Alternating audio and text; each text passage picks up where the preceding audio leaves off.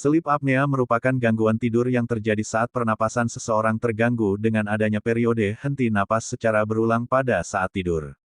Kondisi ini menyebabkan otak dan bagian tubuh lain tidak mendapatkan asupan oksigen yang cukup, faktor risiko sleep apnea. Sleep apnea dapat menyerang siapa saja, bahkan anak-anak. Tetapi faktor-faktor tertentu meningkatkan risiko. 1. Obstruktif sleep apnea. Faktor-faktor yang meningkatkan risiko bentuk sleep apnea obstruktif termasuk kelebihan berat badan. Obesitas sangat meningkatkan risiko sleep apnea.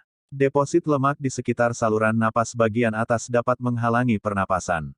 Lingkar leher. Orang dengan leher yang lebih tebal mungkin memiliki saluran udara yang lebih sempit. Sebuah saluran udara yang sempit. Beberapa pengidap mungkin mewarisi tenggorokan yang sempit. Amandel atau kelenjar gondok juga dapat memperbesar dan menghalangi jalan napas, terutama pada anak-anak. Jenis kelamin. Pria 2-3 kali lebih berisiko mengalami sleep apnea daripada wanita. Namun, wanita mengalami peningkatan risiko jika mereka kelebihan berat badan dan risiko mereka juga tampaknya meningkat setelah menopause. Sleep apnea terjadi lebih sering pada orang dewasa yang lebih tua. Riwayat keluarga. Orang yang memiliki anggota keluarga dengan sleep apnea berisiko lebih tinggi mengalami kondisi yang sama. Penggunaan alkohol atau obat penenang. Zat-zat ini mengendurkan otot-otot di tenggorokan yang dapat memperburuk sleep apnea obstruktif. Perokok 3 kali lebih berisiko mengalami sleep apnea obstruktif daripada orang yang tidak pernah merokok. Hal ini karena merokok dapat meningkatkan jumlah peradangan dan retensi cairan di saluran napas bagian atas. Hidung tersumbat. Jika mengalami kesulitan bernapas melalui hidung, baik dari masalah anatomi atau alergi, mungkin mengalami sleep apnea obstruktif. 2. Central sleep apnea. Faktor risiko untuk bentuk sleep apnea jenis ini termasuk orang parubaya dan yang lebih tua memiliki risiko sleep apnea sentral yang lebih tinggi.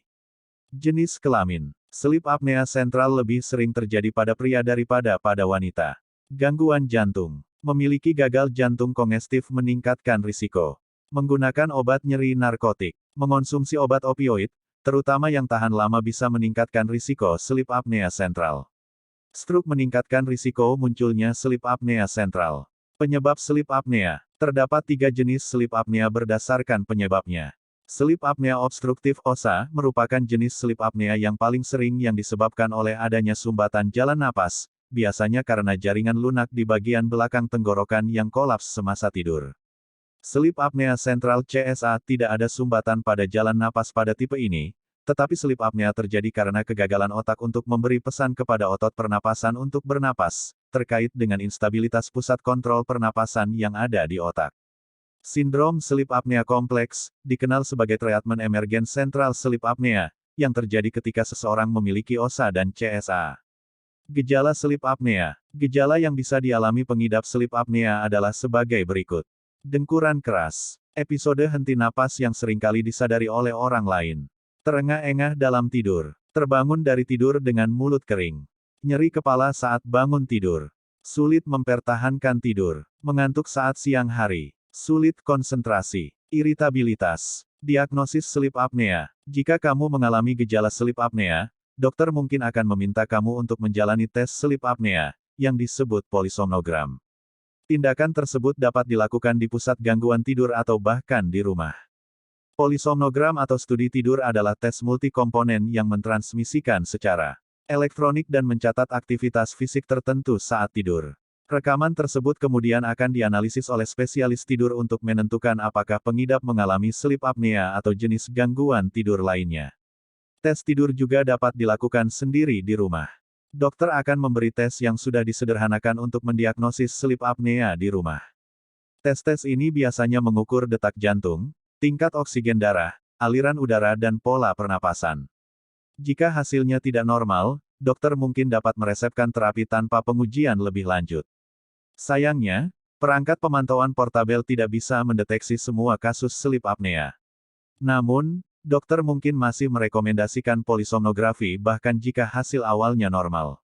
Jika penyebab sleep apnea sudah diketahui, pengidap mungkin diminta untuk melakukan pemeriksaan tidur lebih lanjut untuk menentukan pilihan perawatan terbaik.